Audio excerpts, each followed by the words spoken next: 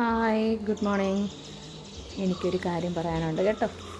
ഇത് ഞങ്ങളുടെ വീട്ടിലെ മാവാണേ. ഞങ്ങളുടെ വീട്ടിൽ കുറേ മാവുണ്ട്. ഇത് നമ്മുടെ നാടൻ മാവാണേ. അതിൽ നമ്മൾ ഉപ്പിലൊക്കെ ഇടുന്ന മാങ്ങയില്ലേ, പഴുത്ത മാങ്ങ, അതിപ്പോൾ കുറേ താഴെ വീണ് പോന്നിട്ടുണ്ട്. പക്ഷെ എല്ലാം ഒന്നും പഴുത്തിട്ടൊന്നുമില്ല. നമ്മൾ വെയിറ്റ് ചെയ്യുകയാണ്. ഇനി വലയൊക്കെ ഇട്ട് കൊടുക്കണം. എല്ലായിടത്തും ഉപ്പിലൊക്കെ ഇടാനുള്ള പഴുത്ത മാങ്ങയാണ് നമ്മൾ കഴിക്കുന്ന പഴുത്ത മാങ്ങയില്ലേ, അത് നമുക്ക് ഉപ്പിലിട്ട് കഴിക്കാൻ പറ്റുന്നതാണ്. ഇതാ ഇവിടെ തന്നെ കിളിച്ചതെന്ന് എനിക്കറിയില്ല. ഇത് ഞങ്ങൾ മണ്ണുന്തി കാർഷിക സർവകലാശാലയിൽ നിന്ന് വാങ്ങിച്ചൊരു മാവാണ്. 5 വർഷമായി, 3 വർഷം കൊണ്ട് കായ്ക്കുന്നത്. ഇതുവരെയും കായ്ച്ചില്ല. ഇത് തന്നെ വന്നൊരു മാവാണ്. എന്ത് മാവാണെന്നറിയില്ല. ഇനി കിളിച്ച് വരട്ടെ.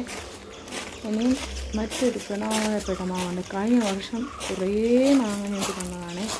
പക്ഷേ ഇപ്രാവശ്യം പേരിന് പോലും ഒരു പൂവില്ല. ഇത് മൂവാണ്ടൻ മാവാണ് കേട്ടോ. മൂവാണ്ടൻ മാവാണേ.